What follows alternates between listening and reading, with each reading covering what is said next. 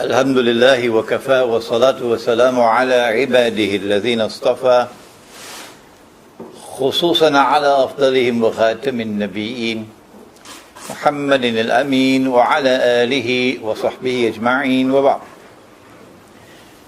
Brother Chairman, brothers and sisters here at the Research and Information Center in Taman Tun, Dr. Ismail area of Kuala Lumpur in Malaysia. Assalamu alaikum wa rahmatullahi wa barakatuh. Gog&Magog or Ya'juj, Ma'juj, Russia and the Zionist West. It's a tantalizing subject and a subject of supreme importance at this particular time in history. It is therefore such a pity that we cannot get the scholars of Islam around the world to come to this subject. What a pity. We begin and we got some miles to travel tonight, so you'll allow me to cut some corners to be able to finish in time. And please forgive the coughing. The pagan Arabs did not know how to respond to a claim from one who was born in their midst, who grew up amongst them, whose standard of conduct was so high that they gave him the name Al-Amin, the one who is trustworthy. And then when this man reaches the age of 40, he informs them that he is a prophet of God, like unto Moses and Abraham, alayhim salam. How do we deal with this? They sent a delegation to the city to the north, at that time called Yathrib, now called Medina, because there were Jews out there, and the Jews have a long history of prophets. The rabbis responded and said, ask him these three questions, which only a prophet can answer. Tonight, we look at one of the three. Ask him about the great traveler who traveled to the two ends of the land. The two ends of the land. And the answer to the question came down in Suratul Kahf. And Allah subhanahu wa ta'ala began the answer by repeating the question. وَيَسْأَلُونَكَ عَنْ ذِي الْقَرْنَيْنِ. And they question thee about Dhul Qarnayn. Qarnayn means two qarns. And qarn can mean a horn, or more appropriately for our context, qarn can mean an age or an epoch. And so for us, a man whose story is going to impact on two ages, one in the past and one which is to come. He travels in both directions, but then Allah goes beyond the two journeys to describe the third. The rabbis wanted to know whether he knew about the third. And on that third journey, Zulkarnain came upon Gog and Magog.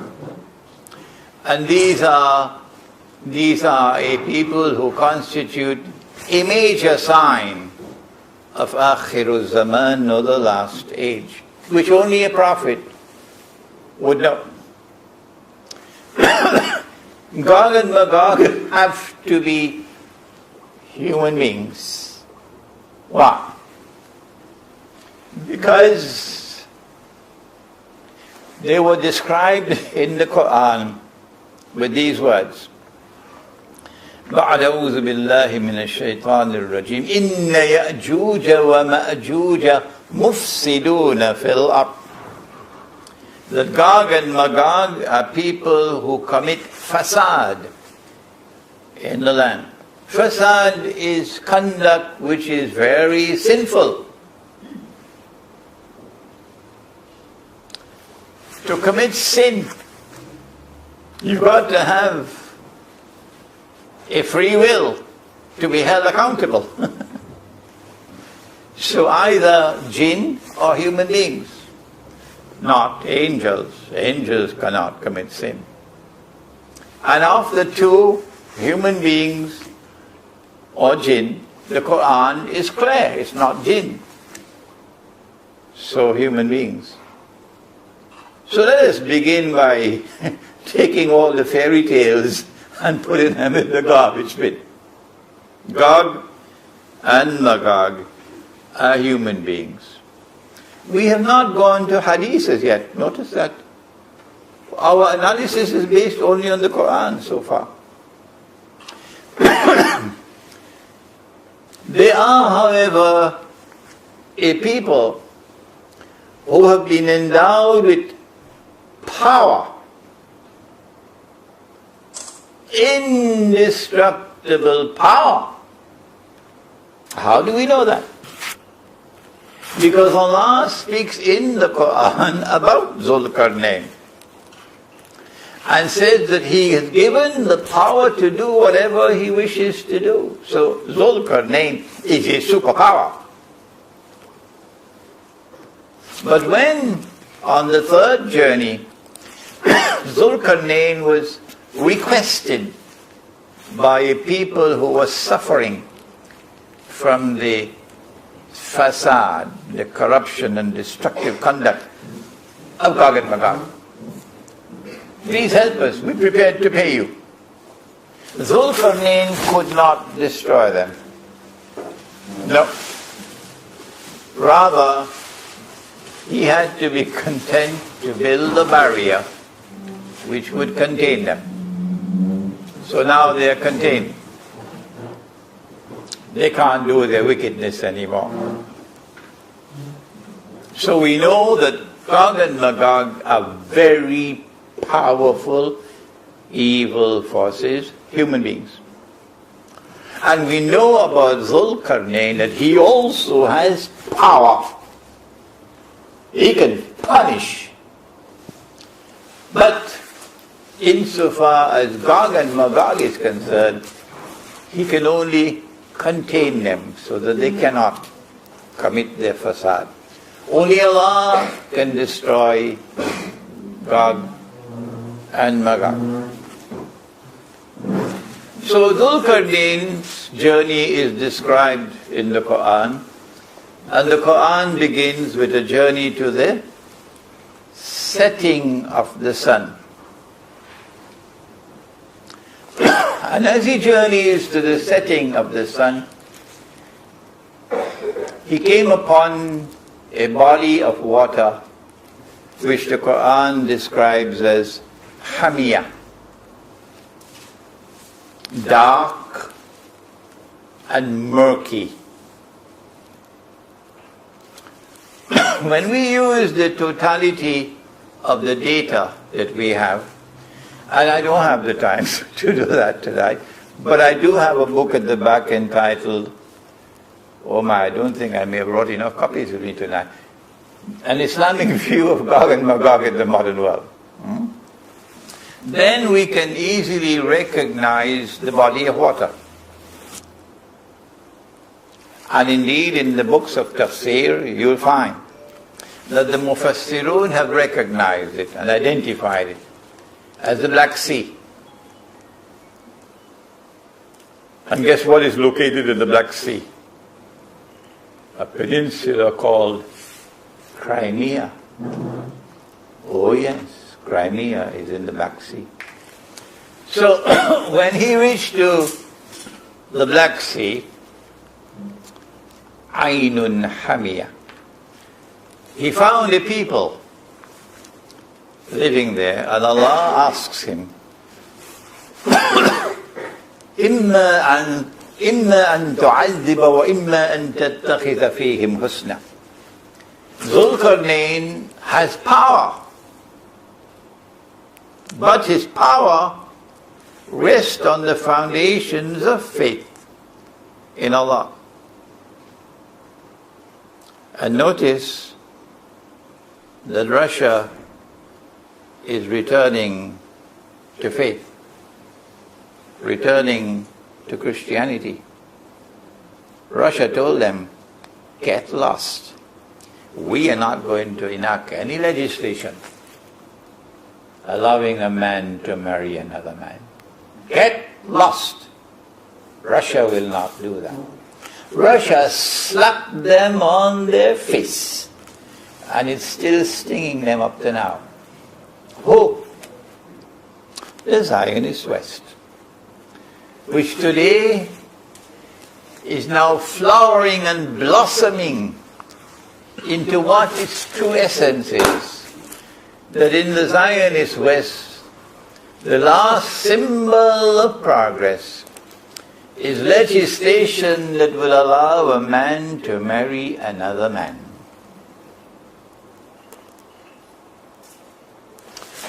So Zulkarnain has power, and his power rests on the foundations of faith. How are you going to treat these people?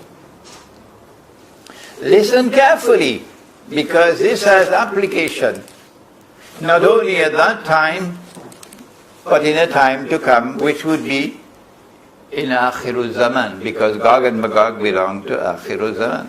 إِمَّا أَن تُعَذِّبَ وَإِمَّا أَن تَتَّخِذَ فِيهِمْ حُسْنًا. You can either punish or reward. How are you going to use your power? Zulkarnain replies, and these are his words, and they better listen carefully out there in Washington. Listen carefully to the Quran. أما من ظلم فسوف نعذبه ثم يرد إلى ربه فيعذبه عذابا نكرا. If you are wicked in your conduct, if you use your armed forces against your own people, the armed forces against your own people, that's wickedness. So Ukraine, you better listen. If you are wicked in your conduct, then I am going to punish you. And when I am finished with punishing you, you will then return to your Lord, and He will punish you as well. And so when power rests on the foundations of faith, there will be harmony between the world here under and the world above. وَأَمَّا مَنْ آمَنَ وَعَمِلَ صَالِحًا فَلَهُ جَزَاءً الْحُسْنَى وَسَنَقُولُ لَهُ مِنْ أَمْرِنَا يُسْرًا.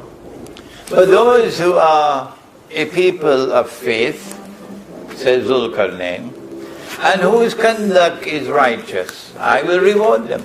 I'll treat them nicely.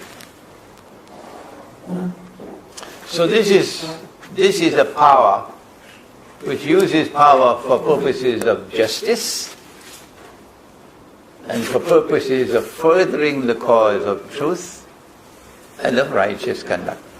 MashaAllah. And then Zulkarnain traveled in the direction of the rising of the sun. And there he came across a people, لَمْ نَجْعَلْ لَهُمْ min duniha sitra. Sometimes Allah subhanahu wa ta'ala can be agonizingly brief in his use of language. Agonizingly brief. Why couldn't he just expand it a little bit more? All that Allah tells us about the people that he encounters on the journey towards the rising of the sun.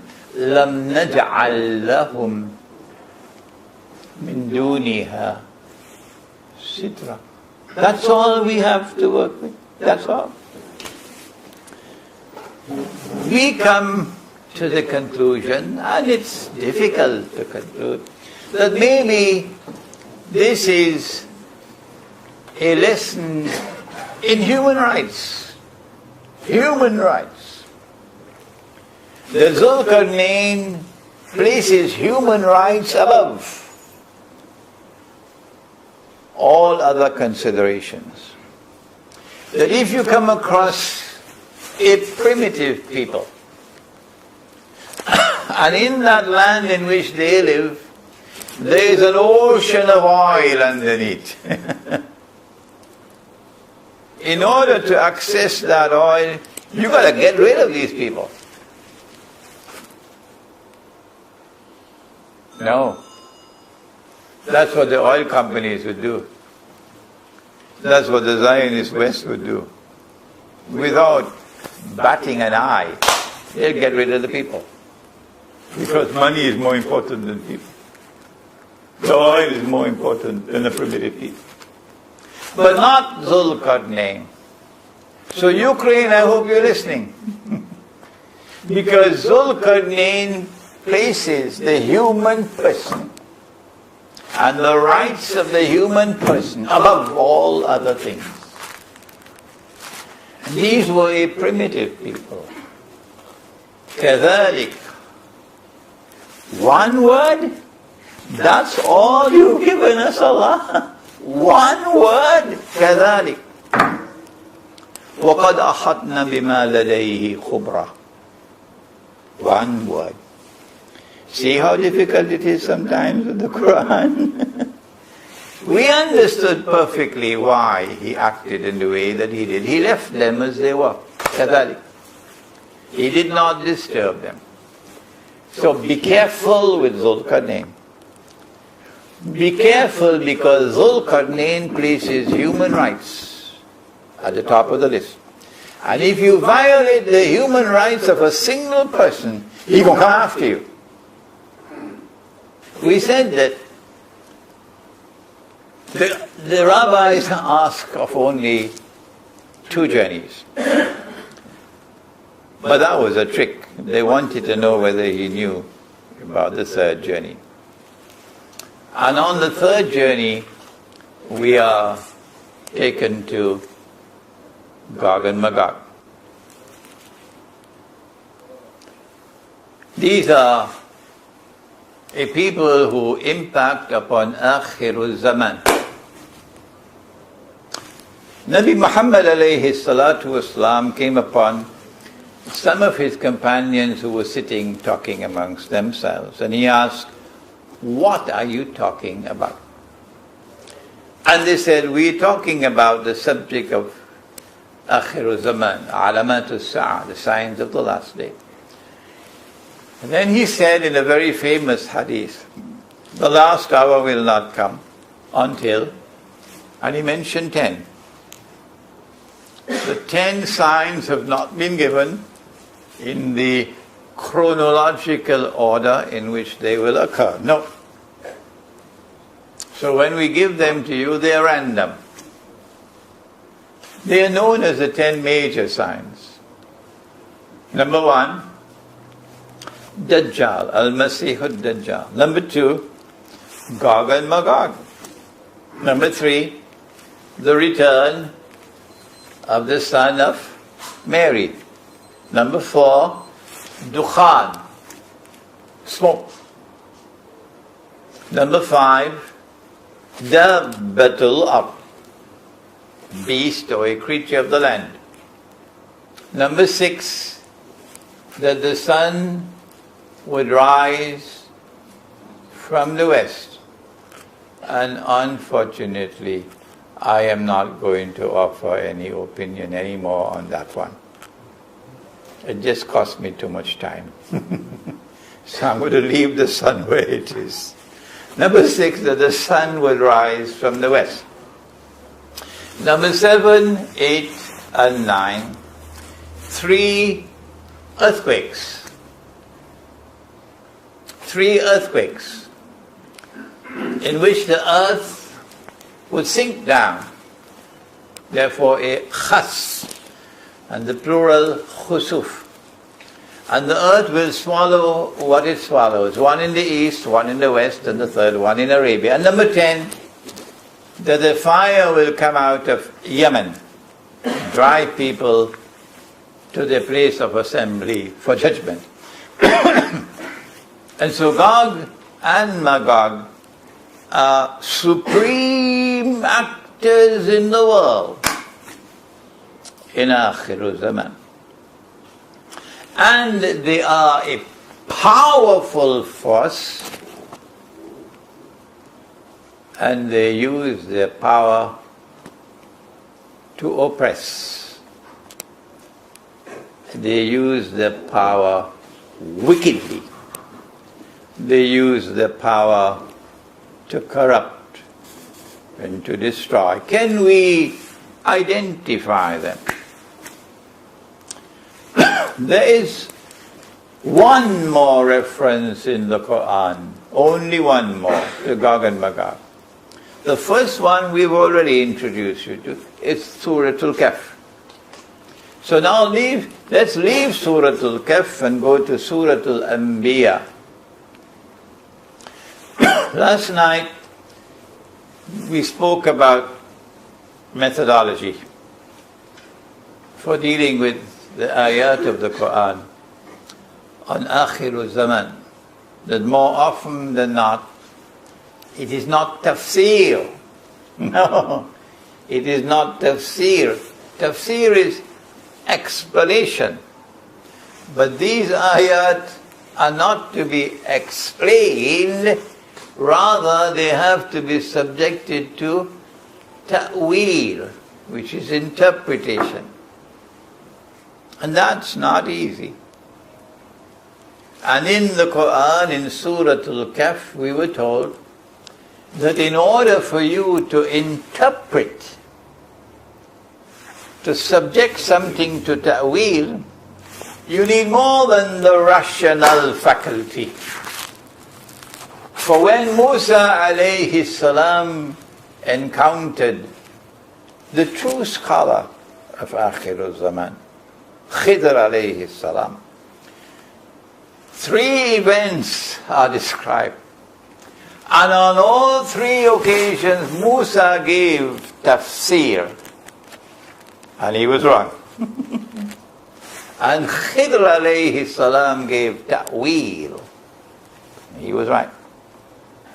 But he could give ta'wil not because he did not have only the rational faculty, something else beside that. وَعَلَّمْنَاهُ مِنْ لَدُنَّا عِلْمًا. Knowledge which comes directly like a river flowing from above. And so this is a man with nur. And with nur he has internal, intuitive, spiritual insight. And that's why he's able to provide ta'wil or interpretation of ayat in the Quran pertaining to Akhir Zaman. In Surah Al-Anbiya, Allah speaks about a town.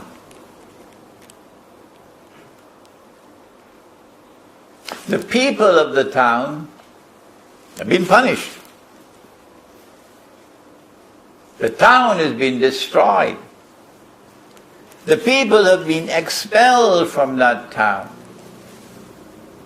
And having expelled them and destroyed the town, Allah then placed a ban on them that they could never return to reclaim this town as their own.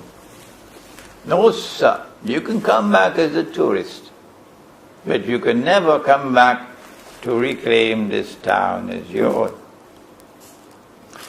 Tafsir is inadequate to identify the town. Ta'wil is something that the Mufassirun are not comfortable with. So the Mufassirun confine themselves, and wisely so, to tafsir. And when the time comes for a verse of the Quran to be penetrated and for the ta'wil to be delivered, the interpretation, then Allah will send the knowledge and it will be interpreted. Which town is it? There's a ban. You cannot return to reclaim this town as your own. Hatta إذا فتحت يأجوج ومأجوج, until Gog and Magog have been released. وهم من كل حدب ينسلون, and with their indestructible power they spread out all over the world in the world order of Gog and Magog. Then the world will witness these people being brought back to that town. Today, ta'wil is possible. It was not possible for the last 1,000 years. Today we can recognize the town as Jerusalem easily. That Allah destroyed Jerusalem and He expelled Banu Israel because of their fasad. لَتُفْسِدُنَّ فِي الْأَرْضِ مَرَّتَيْنِ وَلَتَعْلُنَّ عُلُوًّا كَبِيرًا, says Allah. Because of the fasad which they committed in the Holy Land, Allah threw them out and then placed a ban on them that they could never return. Indeed, He did more than that. وَقَطَعْنَاهُمْ فِي الْأَرْضِ أُمَمٍ, He broke them up into bits and pieces and scattered them all over the world. So Jews in China, and Jews in Argentina, and Jews in Russia, who knows, maybe in Malaysia as well. وَقَطَعْنَاهُمْ excuse me. وَقَطَعْنَاهُمْ فِي الْأَرْضِ أُمَمٍ. Hot water. So when you see Banu Israel being brought back to the Holy Land to reclaim it as their own, then you as a student of the Quran, you know that those who have brought them back are Gog and Magog. So now how do we identify Gog and Magog? Does the Quran help us? We know it's people in modern Western civilization, yes. But can we be more precise? Who are they in modern Western civilization? I mean, Jimmy Carter, a decent man. President of the United States. So Jimmy Carter also part of Gog and Magog.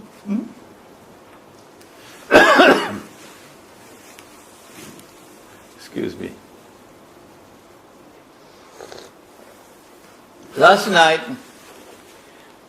at Masjid Ubudiyya in Shah Alam, we took you to the most important verse in the Quran, explaining the reality of the world today.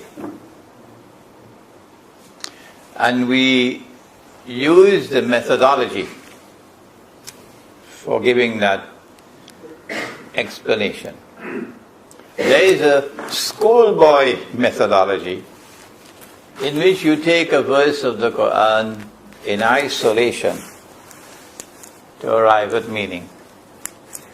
But we're not schoolboys.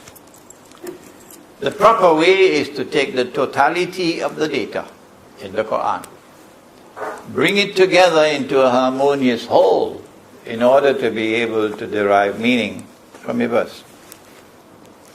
Allah subhanahu wa ta'ala gave a command in Surah Al-Ma'idah. You have heard it many times in the past. Please listen to it one more time. Ya ayyuhalladhina amanu, O you who have faith in Allah, La tattakhidhul yahuda wan nasara awliya. Do not take the Jews and do not take the Christians as your friends and allies. Do the governments read the Quran ever?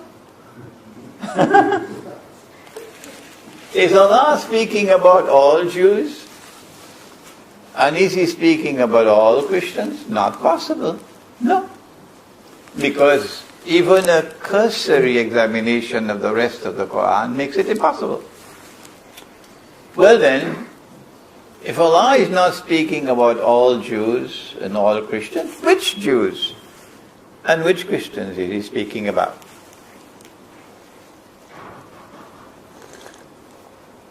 The answer is right there in the words which follow.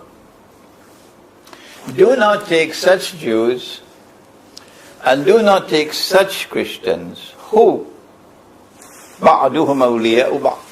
Ba'duhum awliya'u ba'd. Who are themselves friends and allies of each other. In other words, the Quran is warning of a time to come when a mysterious reconciliation will take place between these two foes, these two enemies of each other. And some of the Christian world and some of the Jewish world are going to forge friendship and alliance. When that happens, do not take them as your friends and allies. The command is a powerful command because of the words which follow. وَمَنْ يَتَوَلَّهُ مِنْكُمْ فَإِنَّهُ مِنْهُمْ. Whosoever from amongst you, declaring La ilaha illallah Muhammadur Rasulullah, but you take them as your friends and allies, you've lost your Islam. You now belong to them. And when you go down in the grave, you got a surprise coming there for you. Inna Allah la yahdi al-qawm al-zalimin. Surely Allah did not provide guidance for a wicked people. And so now we know those who brought them, Banu Israel, back to the Holy Land, belong to modern Western civilization. But within modern Western civilization, there is a Judeo-Christian alliance. What is it that binds them together? Answer: on this side they are Zionist Christians, and on that side they are Zionist Jews. And so it is a Judeo-Christian Zionist alliance which have brought back Banu Israel to the Holy Land. Oh, wait a minute.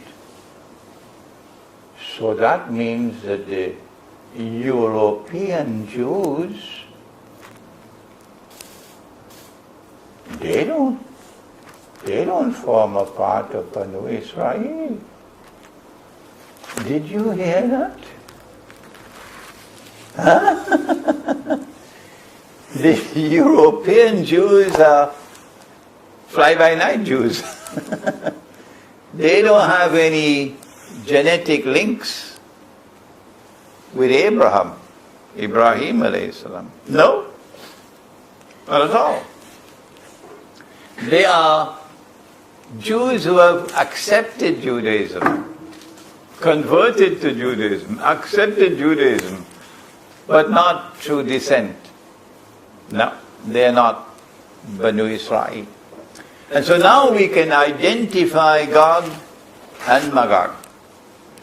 It took me a little time. But Gog and Magog is the Judeo-Christian Zionist alliance which has NATO in French, l'OTAN, NATO as its military arm.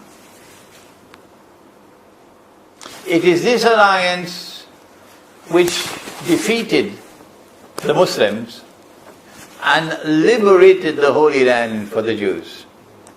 1970. It is this alliance which brought the Banu Israel back to the Holy Land.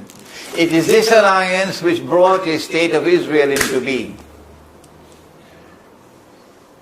It is this alliance which has protected Israel with countless vetoes in the Security Council of the United Nations, until Israel has grown and grown and grown to become a superpower. It is this alliance which wants Israel to rule the world. And that's why they now say that our goal that we are pursuing is full spectrum dominance over all of mankind. Full spectrum dominance over all of mankind. Why do they want Israel to rule the world? Secular scholarship can't answer that question. No.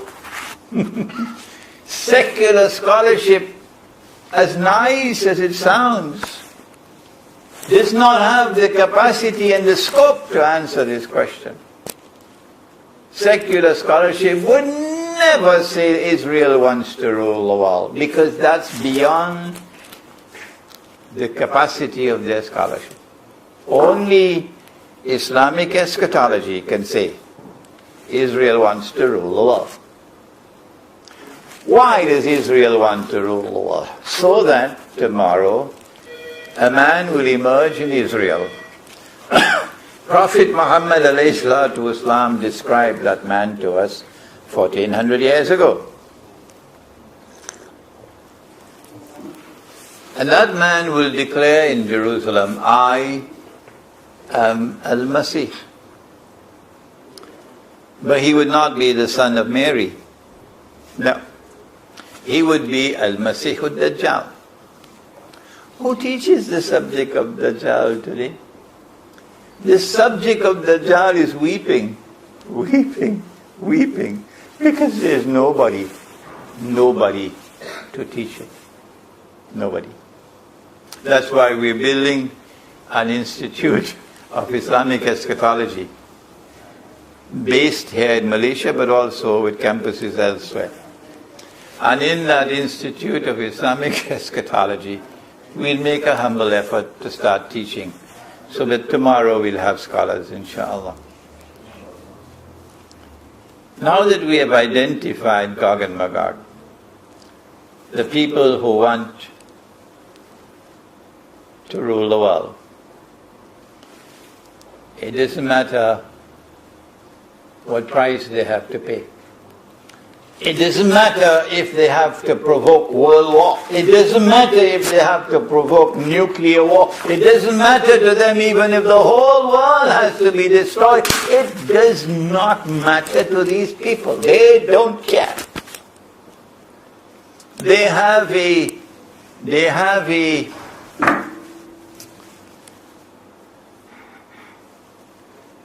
pig-headed obsession. Messianic, from the word Messiah, that we have to rule the world. Sometimes I wonder whether they're human beings. Did they actually have a mother who has the milk of human kindness within her? Did you ever have a mother? After you killing all those people in Afghanistan and killing all these people in Pakistan, and you tell monstrous lies, and then Air Force One lands in KL and everybody wants to come and welcome you. You're the biggest liar in the world and you have no shame when you tell lies. You want to force this submission of all of mankind to you. Well, they've all submitted already. All our rulers, the Muslim world, they've all submitted. They're all shoeshine boys of Washington. The president of the club seems to be the Prime Minister of Pakistan.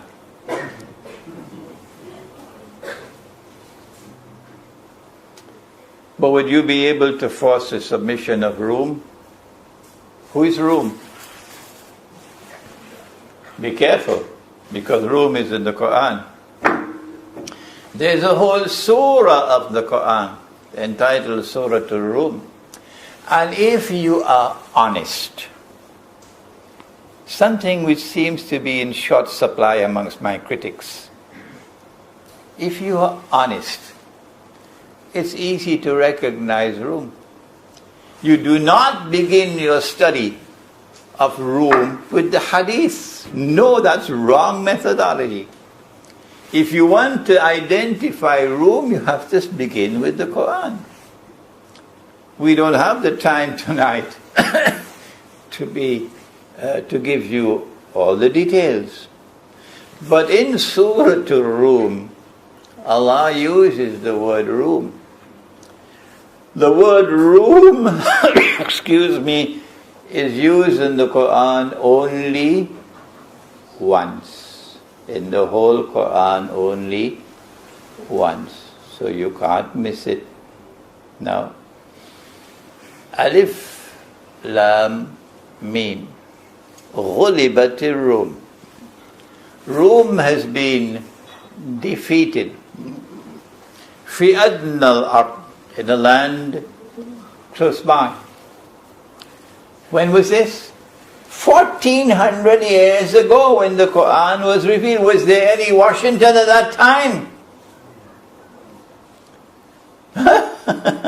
Was there any Western Alliance at that time? Don't they have any sense? Where has wisdom and knowledge gone? Identifying Rome in this frivolous way. That Rome is the Western Alliance. Fi adna al-ard. Rome has been defeated in a land close by. There was no American force at that time. وَهُمْ مِنْ بَعْدِ غَلَبِهِمْ سَيَغْلِبُونَ. But within a few years they're going to turn the tables and Rome is going to be victorious. فِي بِضْعِ سِنِينَ, in just a few years. In just a few years. And so said, so done. Everybody at that time knew who was Rome. Rome was the Christian Byzantine Empire of Orthodox Christianity. That Christianity which says, no sir, we are not going to allow a man to marry another man. The other Christianity wants the whole world to enact legislation.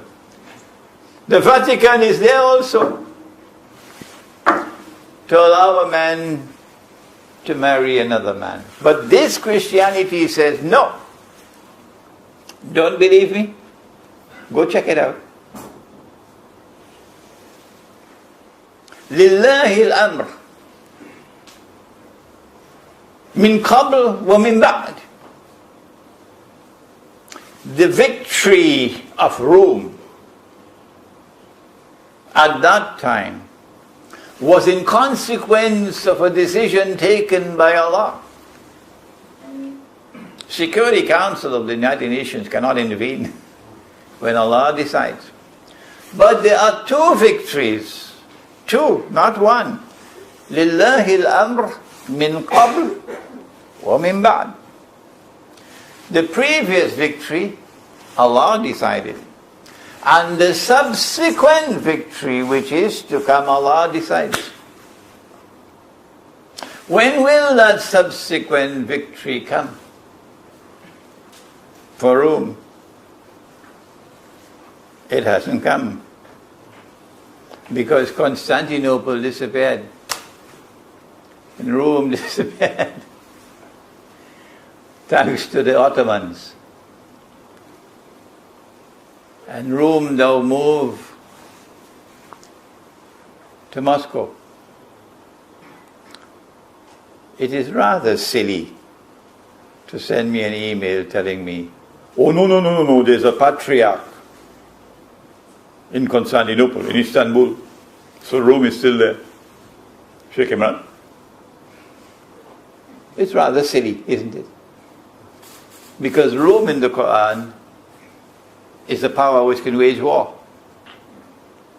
Can the patriarch in Constantinople, who lives under the heel of the Turkish government, can he wage war? Where have their sense gone? Huh? When you ask the people of Rome, who leads you today? It's Russia. It's Moscow. So I want to suggest to you, don't bother with these snipers. They're just wasting our time. It is clear to us that Rome today is Moscow, is Russia. And that there are two victories. لِلَّهِ الْأَمْرُ مِنْ قَبْلِ وَمِنْ بَعْدِ وَيَوْمَئِذٍ excuse me وَيَوْمَئِذٍ يَفْرَحُ الْمُؤْمِنُونَ. And on that day of victory, Rome's victory, we the Muslims are going to be celebrating. Thank you. We the Muslims are going to be celebrating. It's been a long time since last we celebrated. Huh? With all these shoe-shine boys that we have as leaders. It's been a long time. And that's why last night I offered an analysis which allows us to smile. That when Allah spoke about Zul Qarnayn, someone who impacts upon two ages, Qarn and Qarn. And the second Qarn has to be Akhiru Zaman because of Gog&Magog. I said last night that the second Zul Qarnayn is Vladimir Putin. Remember the rules, that when Imran Hosein offers an opinion, you must never accept it, unless and until you are convinced that I am correct. That is the respect I have for your intellect. I never say to you, don't listen to that fella. No. I say, listen to him, listen to me. But you, you must use your rational faculty, your independent thinking and your research to take your decision as to whether or not this is truth. Because you will have to answer before Allah. So I am suggesting to you tonight that we have a confrontation emerging before us now. And this confrontation is anticipated in Surah Al-Kahf in two Qarns, Qarnayn. The first one was at that time when the barrier was built out there in the Caucasus Mountains.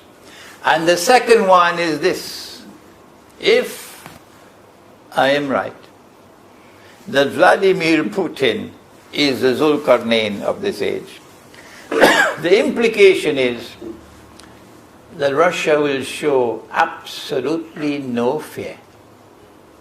Absolutely no fear whatsoever. in the use of power. That if the Ukrainian government of shoeshine boys of Washington, I'm sorry to use this language, I know the Ukrainian ambassador is not going to be happy with it. I know that Ukrainian citizens who listen to me would not be happy with this. But I want to say to you that those who came out of the barricades in Maidan, Maidan in Arabic is a square. They use the same Maidan out there in Kiev in Ukraine.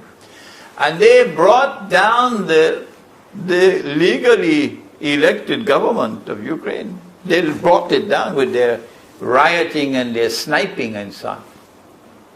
So this government of shoeshine boys of Washington, if they make the mistake of launching an armed attack on the people of Ukraine, eastern Ukraine, who oppose them and don't recognize them, then that will constitute wicked conduct. That will be a violation of human rights because you don't have the legal authority. You came out of the streets to overthrow a legally elected government. So you don't have the right and the authority to use the army against us. We don't recognize you as government, The day that they use force, send the army to attack the people of eastern Ukraine, and eastern Ukrainian people begin to die, the Zulkarnain of this age is going to respond. As Allah said in the Quran, أَمَّا مَنْ ظَلَمَ فَسَوْفَ نُعَذِّبُهُ ثُمَّ يُرَدُّهُ إِلَى رَبِّهِ فَيُعَذِّبُهُ عَذَابًا نُقْرًا. Zulkarnain is going to give you a beating of your life. And when he is finished with you and you go to the Lord is going to give you another beating of your life. If I'm right, then we're going to be celebrating tomorrow. If I'm right, then we are going to be celebrating tomorrow. Because Rome is not going to back down. Can Rome destroy Gog&Magog, the Zionist NATO alliance? No. But then what can Rome do with them? Rome can contain them. I don't know, using military strategy, what would be the method of containment. I don't know. That's beyond my scholarship. What remains now is the rest of the story. The Prophet ﷺ, just give me a few more minutes. The Prophet ﷺ gave us a timeline of events. And I'm fond of quoting this hadith, which is in the Sunan of Abi Dawud. He said, Umranu Bayt al-Maqdis, Kharabu Yathrib. You should try to memorize it. When Jerusalem is flourishing, built up, center stage, as it is today, Kharabu Yathrib. Yathrib, or Medina, will be in a state of forlorn desolation, occupying no status whatsoever in the world, occupying no status whatsoever in the Muslim world, occupying no status whatsoever even in Arabia. It's just a town to go for pilgrimage to the masjid, to the grave of the Prophet ﷺ. Nothing else in Medina. That's where it is today. Kharabu Yathrib, Khuruj al-Malhama. When Jerusalem is flourishing, and Yathrib or Medina is where it is today, then the next event which will occur is the Malhama. That's the great war that the Christians call Armageddon. Secular scholarship is silent on the subject. It is only Islamic eschatology or ilmu akhir zaman, which can say to you, this is where we are now. That the next major event in akhir zaman is going to be the big war. We should make the First World War and the Second World War look like a fight over peanuts. The Prophet said about the Malhama, it's going to be such a great war that birds flying in the sky will fall down. My opinion is that the birds will not be able to fly because they can't navigate. My opinion is they will not be able to navigate because of the corruption of the atmosphere, with all the radiation that comes from nuclear weapons exploding. Nothing electronic will work after that. So no aeroplanes in the sky, no fighter aircrafts, no cruise missiles, nothing of that sort can operate. Gog and Magog cannot be destroyed, they can only be contained. So after the Malhama, what is going to happen? Notice that the hadith goes on to say, Khurujul Malhama Fathul Constantinia. I pronounce it as Constantinia, but in Arabic they pronounce it as Constantinia. Kos, not Kon. Constantinia is closer to the original. But in Arabic they say Constantinia. Why would the conquest of Constantinople be so important immediately after the Malhama? Why? The Prophet ﷺ prophesied it. لَتَفْتَحَنَّ الْقُنْسْتَنْتِنِيَّةِ. You will most certainly conquer Constantinople. وَلَنِعْمَ الْأَمِيرُ آمِرُهَا. And what a wonderful commander that will be of that army. وَلَنِعْمَ الْجَيْشُ ذَلِكَ الْجَيْشُ. And what a wonderful army that's going to be. He commended them, praised them. We have disposed of this foolish claim that the conquest of Constantinople in 1453 by a man named Sultan Muhammad Fatih was the fulfillment of the prophecy. We've thrown that in the garbage bin. We don't need to waste time with that anymore. The conquest of Constantinople prophesied by Nabi Muhammad ﷺ comes after the Malhama. The Malhama has not as yet taken place. So you could take 1453 and throw it into the garbage bin. What's the importance of the conquest of Constantinople after the Malhama? Answer: we have no more aerial warfare after the Malhama. Warfare can only be on the land and the sea. If Rome is to continue as a fighting force, the major military contribution that Rome can make is naval. There's going to be an alliance with Rome in Akhir Zaman, Muslim alliance with Rome. That's there in the hadith. So the land battle will be fought by Muslims, and the naval battle will be fought by Rome. And Rome cannot wage the naval battle unless Rome controls Crimea.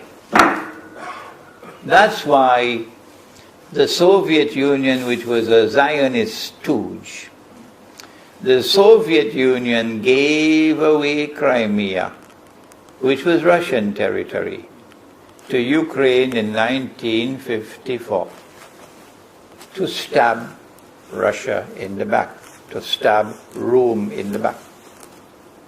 And then they used their color revolutions to dismantle the Soviet Union in the 1980s. Why? So that, among other things, Ukraine can emerge as an independent state. And when Ukraine emerges as an independent state, then you got to bide your time until you can put a government there in Kiev, which will be pro-West. What they couldn't get in elections, they got through demonstrations. And the elected government was overthrown. And they got a government of shoeshine boys of Washington. The next step was for Ukraine to apply for membership in NATO. And once Ukraine is accepted as a member of NATO, then NATO can now install nuclear weapons in Ukraine. And when that is in place, then Ukraine will pick a quarrel with Russia and then say to Russia, get out of Crimea. And so the Russian naval port, which is the port for the Black Sea, will be lost. And that will be the end of Russia as a threat to Israel. That was the master plan. But they planned their plans, and Allah plans His plans.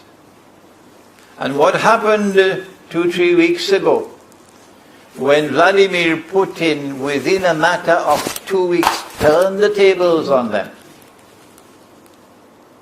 was a sign from above, for those who read the signs from above. And today Crimea is Russian territory. So Russia is now more powerful than it has been for the last 100 years, since 1917. And so now we can understand that Crimea has a critical role to play in the conquest of Constantinople. When Constantinople is conquered, that's the end of NATO. Gog and Magog will lose their control over the Bosphorus. And so the Russian Navy can enter into the Mediterranean Sea.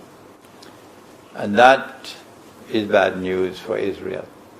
This has been our talk on Gog, Magog, Russia, and the Zionist West.